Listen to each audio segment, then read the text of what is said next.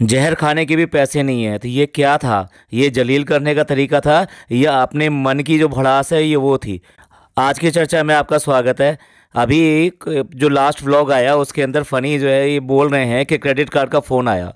वो उस पर बता रहे हैं कि मेरे पास तो जहर खाने के भी पैसे नहीं है, मैं क्रेडिट कार्ड कैसे ले लूँ? मैं एक सब्जी बेचने वाला आदमी हूँ, मेरे पास इतने पैसे नहीं हैं। तो उसने घबरा कर जो है फ़ोन रख दिया कि भी कहीं सचमुच में ये जहर ना खा ले। ये आप ऐसा क्यों बोल रहे हैं और क्या दिखाने का मकसद था आपका इस व्लॉग में? क्योंकि ये आपको जो पैसा दे रही है ये बार बार आपको मांगना पड़ता है, तो ये उसका ताना मार के आप उसे जलील करना चाह रहे हैं या अपनी असलियत बयान करना चाह रहे हैं कि मेरे पास पैसा नहीं है, मैं तो पैसे लेता हूँ? हो सकता है वो ये बोलते कि भाई देखो मैं तो एक बेरोजगार हूँ, मैं क्रेडिट कार्ड कहाँ से ले सकता हूँ? क्या तुम एक बेरोजगार को कार्ड देना पसंद करोगे? जो पूरी तरह से असलियत भी है। अब जब बेरोजगारी की बात चली गई है तो अब काम की भी सिलसिले की बात कर लें। काम जो है एक नया आने वाला है और उसको काम को दिखाने के लिए कि भाई यहाँ हम अपना काम कर रहे हैं, उसकी पैनलिंग के लिए फ्रेमिंग हो रही है, जिस रूम टाइप के एरिया को वो दिखा रहे हैं, जो लोकेशन है। और वहाँ पर वो कहने को ये भी पूछ रही हैं कि हम आगे क्या काम करने वाले हैं, ये फ्रेंड्स ज़रूर बताइएगा। मैडम आपको दो ही काम सूट कर सकते हैं, या फिर आप सोच सकते हो, आपकी दूर दूर तक की जो सोच है वो ये है कि या तो आप गारमेंट्स वगैरह का कोई बिज़नेस करेंगे, रेडीमेड गारमेंट्स वगैरह का, या फिर कोई खाने का रेस्टोरेंट या समथिंग करेंगे। दोनों के रीज़न है, क्योंकि अगर गारमेंट्स और ये सब की बात की जाए तो ये बेसिकली आपका फोर्टे है और आप इतना सूट सूट सूट सूट करते रहते हैं, और आपके जो लेडीज़ व्यूवर्स हैं जो आपको बहुत ज़्यादा एडमायर करते हैं तो आपको उनसे हेल्प मिलेगी।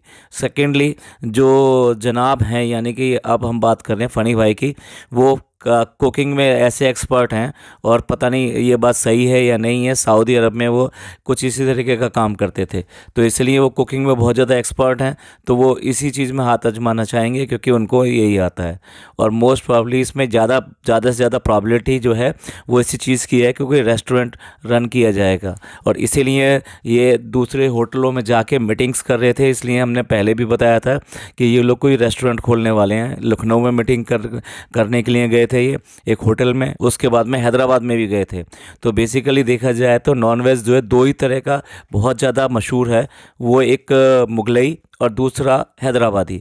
तो इसलिए वहाँ दो जगह ये मीटिंग करने भी गए थे, फिर इनके फ्रेंड्स वगैरह भी इन्वॉल्व हैं। तो कुल मिला के ये है कि ये 100% संभावना है कि ये जो अब बिज़नेस करने जाएंगे वो रेस्टोरेंट का बिज़नेस होगा। और यही वजह है कि वो जो बार बार कहते रहते हैं कि हम ये बिज़ी हैं, ये अपने काम में बिज़ी हैं, अपने काम में बिज़ी हैं। काम तो अब आपने देख लिया होगा कि क्या बिज़ी हो सकते हैं। बेसिकली एक प्रेमिसेस है जिसका इन्होंने सम टाइम पहले कुछ एग्रीमेंट वगैरह किया होगा उस प्रेमिसेस का। सेकेंडली उसके बाद में उसकी पैनलिंग और डेकोरेशन और इस सब के लिए किसी को इसका कॉन्ट्रैक्ट दिया होगा। तो ये सारी चीज़ें तो आउटसोर्स होती हैं सारी।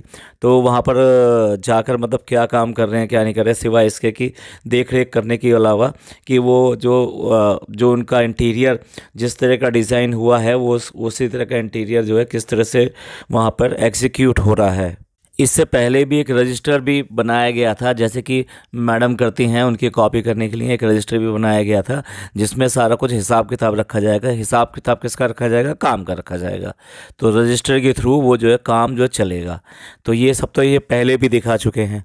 एक व्यूवर ने हमें कमेंट करके भी बताया है कि अब तो ये जो है बिरयानी का बिज़नेस करेंगे और इनका जो कंपटीशन है वो मैडम से होगा, क्योंकि मैडम की बिरयानी अब जो जाने लगी है शो पर, और वो भी लार्ज स्केल पे जाने लगी है। और इधर जो है फ़नी भाई भी अपनी बिरयानी बनाकर सेल करेंगे। तो अब तो कंपटीशन हो गया, और जो पहले कंपटीशन जो है चोरी छुपे था, अब वो सामने आ गया कंपटीशन। करो भैया, करो करो, कंपटीशन करो, बिरयानी बेचो और नली नहारी और जो पाए ये सब बेचो। मैडम तो ये सब बिना कुछ करे भी कर लेती हैं, तो आपकी बात ही क्या है। अब आप भी जो है कुछ खानसामा वगैरह जो है शेफ़ वगैरह जो सारे ले आओ और अपना बिज़नेस सेटअप करो और कंपटीशन करो। देखते हैं किसकी बिरयानी ज़्यादा सेल होती है, किसकी बिरयानी की ज़्यादा तारीफ़ होती है। बड़ा ही इंटेलिजेंटली ये जो डब्बा है ये प्रमोशंस वगैरह करती है। एक प्रमोशन तो आपने देख ही लिया होगा, जो वो जो कॉस्मेटिक्स का प्रमोशन कर रही है। अच्छा नोट कीजिए, इस कॉस्मेटिक्स का जब प्रमोशन करती है, एक भी इंग्लिश का वर्ड उसका इधर से उधर नहीं होता, एग्जैक्टली सही प्रोनाउंस करती है। तो लेकिन जब बात आती है बाकी चीज़ों की, तो वहाँ पर इसकी इंग्लिश जो है ऊपर नीचे हो जाती है, और वहाँ पर जो है इसकी जो नॉलेज और ये सब है, ये सब अलग रह जाती है। वो बात दूसरी है कि जो टेक्निकल टर्म्स वहाँ पे वो बोल देती है, उसका मीनिंग भी शायद उन्हें नहीं पता होगा। अब जो एक शादी है उसकी शॉपिंग करने के लिए एक बुटीक में गई हैं, और वो बुटीक का पूरा ये नाम दिखाती हैं ऊपर उसको फोकस करके। उसके बाद बुटीक में जो कलेक्शंस हैं उनकी तारीफ़ करती हैं, और टाइप ऑफ कलेक्शंस की तारीफ़ करती हैं, और कितना बड़ा शोरूम है उसको दिखाती हैं। इससे पहले इसी शोरूम की वो अभी अपनी स्टोरी लगा चुकी हैं अभी इंस्टा पर, कि उसमें सेल लगने वाली है और वहाँ पे कलेक्शन बहुत अच्छा है, वहाँ पर भी जाके आप लोग जो है एंजॉय कर सकते हैं, और उसका एड्रेस भी बताती हैं। तो ये क्या है, प्रमोशन नहीं है क्या? ये सारा का सारा जो अब जो शादी आने वाली है ना, अब उसको फ्री में सारा का सारा स्पॉन्सर कराने के लिए एक ये बुटीक पकड़ लिया है। अब इनका चलेगा और यहीं से सारी की सारी इनकी शॉपिंग होगी। अच्छा शादी क्या है कि शादी घर में है? भाई शादी ऐसे घर में नहीं है, वो इनकी जो फुप्पो की लड़की है उसकी शादी है। तो उस शादी में ये किसके मतलब वहाँ पे सूट्स वगैरह लेने जाएगी? वहाँ सिर्फ अपने लेने जाएगी, ज़्यादा से ज़्यादा जो लड़की है उसके लिए ले लेगी। इसके अलावा और क्या शॉपिंग करेगी? वैसे तो ऐसे तो है नहीं कि सारे वहाँ पे जो देने लेने के होंगे, क्योंकि अगर लड़की है और वो भी बुआ की लड़की है, फुप्पो की लड़की है, तो डेफिनेटली जो है एक भात जो दिया जाता है, जो यहाँ हिंदुस्तानी प्रथा है उसमें जो है भाई जो है बहन के यहाँ जाके भात देता है, उसमें बहुत सारा कपड़े वगैरह देता है, समटाइम ज्वेलरी, कैश, इस तरह की चीज़ें भी दी जाती हैं। ये डिपेंड करता है कि उनकी कैसी मतलब सामर्थ्य है और किस तरह से वो देना चाहते हैं। तो ये सारा फंक्शन क्या वहाँ से ऑर्गेनाइज़ करेगी? नहीं, ये सिर्फ अपने अपने जो चीज़ें हैं वो वहाँ पे लेगी, और नाम क्या दे रही है कि हमारे घर में शादी है तो उसकी शॉपिंग होगी।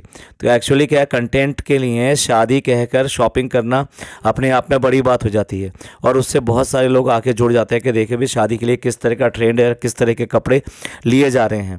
और फिर देखिए वहाँ पर भी वो जो कपड़े दिखा रही है, बता रही है कि भाई ये मेहंदी के लिए आप ये ले लेना, इसके लिए वहाँ ले लेना, वहाँ पर भी उसकी नज़र या उसका जो एट्रैक्शन है ना, वो फिर दोबारा से बैंगनी यानी पर्पल कलर की तरफ जाता है।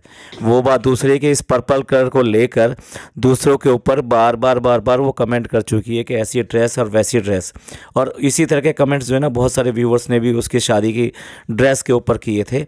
तो डब्बा का बहुत ज़्यादा झुकाव जो है इस पर्टिकुलर कलर के ऊपर है, और है तो आप को दिखाई देगा जहाँ भी वो जाएगी, वो उसको पहला चीज़ें वो ही पसंद आएंगी।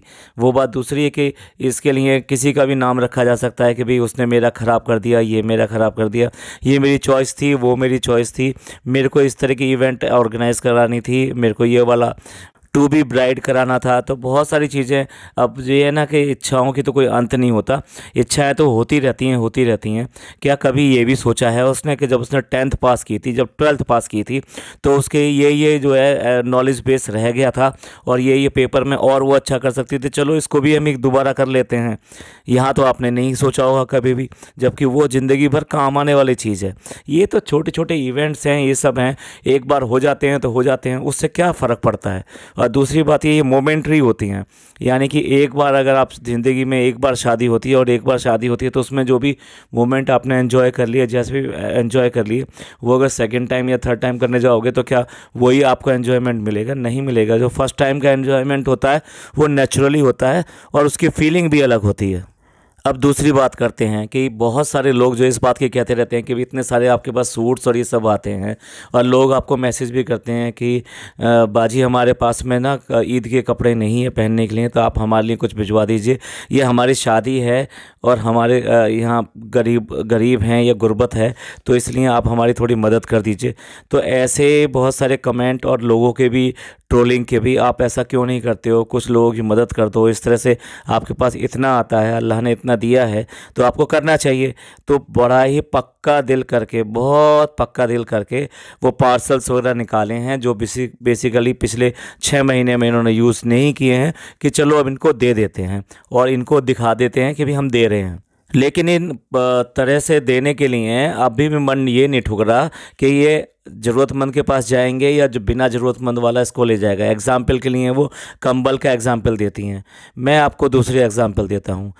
मैं अपनी गाड़ी में जा रहा था, हम लोगों ने जो है केले का बहुत लिए, और केले लेने के बाद में एक छोटा बच्चा आता है और आकर जो है मांगता है, तो हमने फटाफट उसको एक केला दे दिया।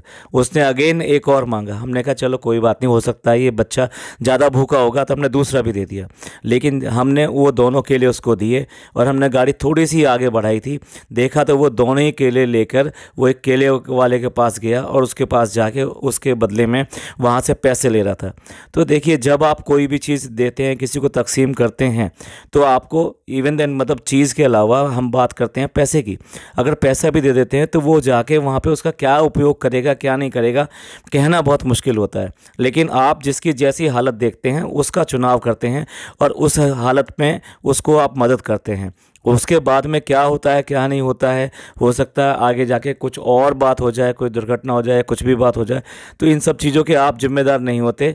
ये बेसिकली ये होता है कि आप अपने मन से, अपने एक अच्छी नीयत के साथ में आप अपना जो है वो तकसीम कर रहे हैं या किसी की मदद कर रहे हैं, तो ये उसमें इतना ही काफ़ी होता है। बाकी तो अल्लाह के ऊपर छोड़ देना चाहिए कि कैसा है। तो ये इस तरह के इंसिडेंट होते हैं। लेकिन यहाँ पर तो उसका मन बिल्कुल नहीं ठुकरा कि भाई मैं अगर दूंगी तो ये गलत हाथों में चला गया तो ये तो गलत हो जाएगा। अब घर पर तो कोई काम होता नहीं है, और फिर दूसरी बात ये, व्लॉग में कंटेंट भी चाहिए, तो इसलिए कैसे भी हो बच्चों को घुमाने के बहाने फिर दोबारा से मॉल में पहुंच गए। और वहाँ मॉल में पहुंचने के बाद में इस बार में प्ले एरिया में पहुंच गए, और वहाँ प्ले एरिया में जाकर दोनों को, मतलब दोनों बच्चों को, यानी कि जिहान और जारा को वहाँ पर झूले के लिए बोलते हैं। और वो झूले पर चढ़कर जब वो करते हैं तो उनको मतलब ठीक है, बच्ची को डर लगता है, लेकिन वो जिस तरह का एक्सप्रेशन दे रही है, भैया रोक दो रोक दो रोक दो। और वो जो झूला है उसका जो बेसिकली नाम है, मतलब वो भी नहीं पता, इसे ड्रॉप टावर कहते हैं या फिर डबल शॉट कहते हैं। तो उसके ऊपर चढ़ कर कि भाई ये तो झूला है जो कि ऊपर नीचे वाला है, उसमें जाते हैं। और दूसरा जो झूले में वो गए उसको वो कहती है कि स्पेसशिप। ये स्पेसशिप कहाँ से दिखाई देता है, किधर से दिखाई दे रहा, पता नहीं भैया। इसकी नॉलेज और इस सब के बारे में यही जाने। कॉस्मेटिक्स अगर बेचने हो तो वो बहुत अच्छी तरह से पता है कि क्या वर्ड बोलने हैं क्या नहीं बोलने, बिल्कुल लिखे लिखाए तरीके से इतनी अच्छी तरह से प्रोनाउंस करके कर दिया करता है। और यहाँ तो फर्स्ट टाइम इंग्लिश भी बोल कर दिखा रही है यहाँ पे, why should we have all the fun, she should also enjoy. तो ये जो बात वो कर रही हैं, वो कर रही हैं कि वो खाला के बारे में कर रही हैं कि भैया उनको भी जो एंजॉय करना चाहिए। और हाँ, ईमानदारी की बात एक और आई भैया, ये सीख मिली कि ईमानदारी करने से इनाम मिलता है, इसलिए उन्हें एक जो है गुड्डा मिल गया। भैया ईमानदारी जो ना डिस्कशन की चीज़ नहीं होती। अगर आपको कोई चीज़ मिलती है तो आप उठाइए, उठाकर या तो उसके मालिक को दे दीजिए या फिर किसी ऐसे कस्टोडियन को दे दीजिए जो कि वहाँ पे जमा कर सके, और ज़रूरतमंद, मतलब ज़रूरतमंद नहीं, मतलब जिसकी चीज़ है वो आए ढूंढने के लिए तो उसको भी मिल जाए। तो ये डिस्कस करने वाली चीज़ नहीं होती कि भी वहाँ पे बॉल पड़ी हुई थी, ये पड़ी हुई थी, तो हमने जो है ये डिसाइड किया कि भाई ईमानदारी से हम इसको दे देते हैं और इसमें डिस्कशन हुआ। ईमानदारी में डिस्कशन कहाँ होता है? डिस्कशन वहाँ होता है जब आपके दिल में कहीं बेईमानी होती है। कुछ चीज़ें आप ऐसी सोच लेते हैं कि भाई ये मुझे करना चाहिए नहीं करना चाहिए, दे दूँ या नहीं दे दूँ। तो ईमानदारी में कभी डिस्कशन नहीं करना पड़ता, कहीं ना कहीं आपके मन में कुछ खोट आया होगा जब भी आपको ये सब डिस्कशन करना पड़ा। चलिए, इनकी ईमानदारी तो चलती रहेगी। तो हम मिलते हैं अगले पॉडकास्ट में। ये पॉडकास्ट आपको अच्छा लगा हो तो प्लीज़ लाइक कीजिए, सब्सक्राइब कीजिए और शेयर कीजिए। अपने लोगों का ख्याल रखिए, खुश रहिए। थैंक यू, धन्यवाद, शुक्रिया।